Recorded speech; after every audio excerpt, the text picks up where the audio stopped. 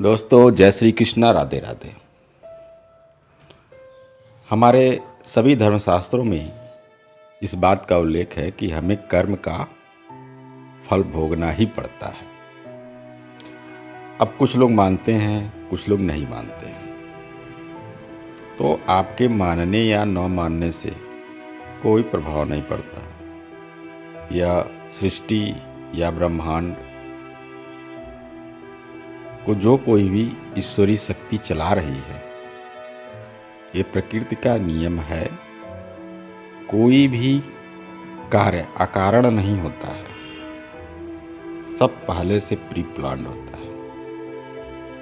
अब जैसे आप देख लीजिए कि कोई एक बहुत ही सज्जन आदमी है, उनका सभी के साथ अच्छा व्यवहार है, समाज में भी काफ़ी अच्छी प्रतिष्ठा है और धन संपत्ति सब कुछ उनके पास मौजूद है, लेकिन हमेशा परेशान रहते हैं। ऐसे बहुत से लोग आपको मिल जाएंगे।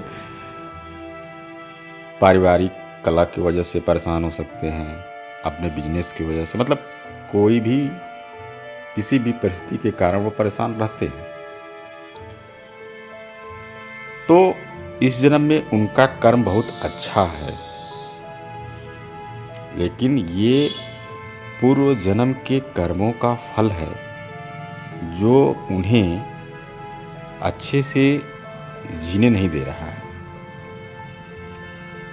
और पूर्व जन्म में जो भी आत्मा, पूर्व जन्म की जो उनकी आत्मा रही होगी, उन्होंने, उस आत्मा ने अपने सगे संबंधियों से अच्छा सद्व्यवहार नहीं किया होगा, तो इस रूप में कर्म का फल आपको दिखाई देता है। जैसे आप देखिए कि आपकी पत्नी है, बहुत आज्ञाकारी हैं, आपकी सभी बातों को मानती हैं और सब कुछ उनका सही है, तो आपको ये एहसास होता है कि हमारी पत्नी बहुत अच्छी है और हमें बहुत भाग्य से ऐसी लड़की हमें पत्नी के रूप में प्राप्त हुई है। लेकिन दोस्तों, ये आपके पूर्व जन्मों के कर्मों का फल है। पूर्व जन्म की जो आपकी आत्मा होगी, जो इस जन्म में आपकी पत्नी है, उस जन्म की आत्मा के साथ अच्छा व्यवहार किया होगा, उसी के परिणाम स्वरूप आपको अच्छी पत्नी प्राप्त हुई है। दोस्तों, कहने का अर्थ यही है कि आपको पूर्व जन्म के कर्मों का फल मिलता ही मिलता है। अब आप माने या न माने, इससे प्रकृति को कोई असर नहीं होता। जो होना है वो होकर रहेगा, जो होता है सब अच्छा ही होता है। आइए एक कहानी के माध्यम से हम इसको समझते हैं। रोहित नाम का एक अनाथ बच्चा था।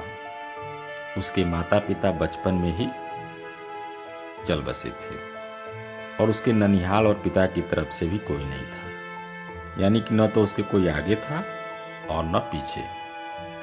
तो वह अनाथालय में रहा, वहीं पढ़ा, पढ़ने में तेज था और पढ़ लिख कर उसे आर्मी में एक अच्छी जॉब मिल गई। अब वह सेना के साथ रहता, कभी घर नहीं वापस आता था, शादी भी नहीं हुई थी, तो जितनी सैलरी मिलती थी सब उसका बच जाता था। उसी कैंटीन में एक सूरजमल नाम का सेठ आता था, जो कैंटीन के सामान का छोटा सप्लायर था। और बहुत दिन हो गए दोनों को एक दूसरे को जानते पहचानते। तो एक दिन सेठ कहता है कि रोहित, आपके पास बैंक में पैसे रखे हैं, मुझे व्यापार में लगाने दो, मैं तुम्हें अच्छा मुनाफा दूंगा। तो रोहित ने मना कर दिया। उसने कहा, मुझे ज़्यादा पैसे की लालच नहीं है, जो सरकार ने दिया वो मेरे खाते में पड़ा है, जब कभी ज़िंदगी में ज़रूरत पड़ी तो इस्तेमाल करेंगे, नहीं तो कोई बात नहीं। तो सेठ ने कहा, भाई ये भी कोई बात हुई, तुम हमें अच्छा दोस्त मानते हो तो मेरी सहायता ही कर दो, मैं तुम्हें यह पैसा वापस लौटा दूंगा, कम से कम मेरा काम हो जाएगा और अभी इस पैसे की तुम्हें ज़रूरत भी नहीं। रोहित कहता है, ठीक है, लेकिन इसकी क्या गारंटी है कि आप मेरा पैसा वापस करेंगे ही। सेठ ने कहा, कसम खाकर कहता हूँ धोखा नहीं दूंगा। तो रोहित ने कहा, सेठ जी लोग तो पैसे के लिए क्या क्या कर देते हैं, पर चलिए कोई बात नहीं, आपकी बात मैं मान लेता हूँ। सेठ ने मुस्कुराते हुए धन्यवाद कहा और रोहित को गले लगा लिया। पैसा लेने के बाद सेठ जब भी आता रोहित को बहुत बहुत धन्यवाद देता।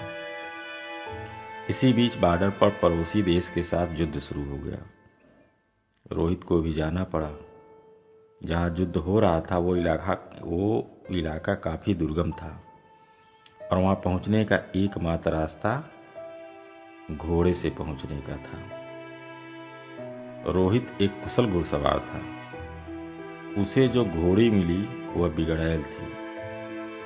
रोहित के पीठ पर बैठते ही सरपत दौड़ने लगी। रोहित जो है उसे काबू में करने की जितनी भी कोशिश करता वह उतनी ही तेज गति से भागती। घोड़ी दौड़ते दौड़ते दुश्मन के खेमे के सामने जाकर खड़ी हो गई और रोहित दुश्मन की गोलियों का शिकार हो गया। सेठ को जब यह सूचना मिली कि रोहित युद्ध में वीर गति को प्राप्त हो गया है, तो सेठ ने अंदर जो सेठ था वो अंदर काफ़ी खुश हुआ कि अब मुझे तो पैसे लौटाने नहीं पड़ेंगे। सेठ का व्यापार दिन दुगनी रात चौगुनी तरक्की कर रहा था। कुछ दिनों के बाद सेठ की पत्नी माँ बनी और सेठ एक सुंदर बच्चे का पिता बना। सेठ के जीवन का ये सबसे बेहतरीन समय चल रहा था। समय बीतते देर नहीं लगती। सेठ का बेटा अमर, जो अब बड़ा हो गया था और अब सेठ के साथ मिलकर व्यापार करता था। अमर विवाह योग्य हो चुका था। अच्छे घर की सुंदर सुशील कन्या देखकर अमर की शादी हो गई। अब सेठ कहता, कुछ दिन की और बात है, अब बेटा हमारा व्यापार संभाल लेगा। मेरी जिंदगी सफल हो गई, क्या चाहिए मुझे। लेकिन अभी अमर की शादी को मुश्किल से 2 महीने हुए थे कि अमर का एक्सीडेंट हो गया। लोग उसे उठाकर हॉस्पिटल ले गए तो पता चला कि अमर को ब्रेन कैंसर है। सेठ ने डॉक्टरों से कहा, पैसे की चिंता मत करें, आप इलाज करें। डॉक्टर और हॉस्पिटल बदलते गए पर अमर की हालत दिन ब दिन बिगड़ती गई। सेठ अब व्यापार पर ध्यान नहीं दे पा रहा था। उसके कस्टमर छूटते जा रहे थे। इधर हॉस्पिटल का बिल बढ़ता जा रहा था। अब सेठ पर कर्ज काफ़ी हो चुका था। सेठ परेशान हो गया था और इसी बीच अमर को डॉक्टर ने जवाब दे दिया। महीनों जिंदगी की जंग लड़ने के बाद अमर हार चुका था। सेठ के घर में हाहाकार मच गया। सेठ, सेठानी, अमर की पत्नी सब विलाप कर रहे थे। तभी उधर से एक साधु महाराज जी गुजर रहे थे। वो रुके। वहां जाकर उन्होंने कहा कि रोने से कुछ नहीं होगा, जो होना था वो हो गया। सेठ गुस्से में बोला, मेरे साथी क्यों? साधु ने कहा, ये सब कर्म का फल है, यहीं चुका कर जाना होता है। आज बहुत रो रहे हो, कल तो तुम बहुत हंस रहे थे। सेठ ने कहा, मैं कुछ समझा नहीं महाराज। साधु ने कहा, तुमने अपने व्यापार के लिए उधार पैसे लिए थे। जब व्यापार चल पड़ा तो तुमने जिसके पैसे थे उसे लौटाए नहीं। सेठ ने कहा, गलत, वो मर गया, किसे लौटाता? साधु ने कहा, झूठ, तुम भूल गए उसके मरने के समाचार पे तुम कितना खुश हुए थे। उस दिन तुमने मिठाई बांटी थी। क्या मिठाई बांटना सही था? तुम उसके पैसे को सरकार को या अनाथालय या किसी ज़रूरतमंद को दे सकते थे, पर तुमने ऐसा नहीं किया। तुम्हारी नीयत में खोट थी। सेठ शर्मिंदा था।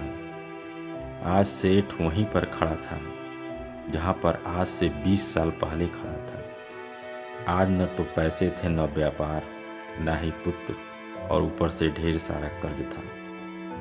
साधु ने कहा, तुम्हारा पुत्र वही लड़का रोहित था। ये अपना हिसाब करने आया था। हिसाब कर लिया और चला गया। जितना उसने तुम्हें दिया था सूद सहित वापस ले लिया। तुमने उसकी शिक्षा, शादी, हॉस्पिटल सब पर खूब खर्च किया। जब वो गया तो तुम्हें भिखारी बना कर गया। सेठ ने सुबकते हुए कहा, मान लिया मेरी गलती थी।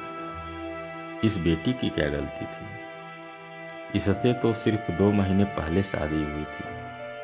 साधु ने कहा, ये इसका कर्म फल था। ये पिछले जन्म में वो घोड़ी थी जिसके चलते रोहित की जिंदगी खत्म हुई। आज रोहित ने बदला ले लिया और इसकी जिंदगी नर्क बनाकर चला गया। जीवन में कुछ भी बिना कारण नहीं हो रहा है। या हो सकता है बीज आपने बहुत पहले लगाया हो और आप भूल गए हो। वही बीज पेड़ बन जाता है तब हमें पता चलता है। इसलिए आप कैसा बीज लगाते हो हमेशा याद रखो। प्रकृति हिसाब करती है, आप याद रखो या न रखो, प्रकृति हमेशा याद रखती है। सेठ निरुत्तर हताश घर की सीढ़ी पर बैठा अपने कर्म को कोस रहा था। हमेशा अपने कर्म पर ध्यान दें। ऊपर वाले की लाठी में आवाज़ नहीं होती पर असर पूरा करती है। दोस्तों, वीडियो कैसी लगी? अगर अच्छी लगी हो एक लाइक और सब्सक्राइब अवश्य करें। धन्यवाद।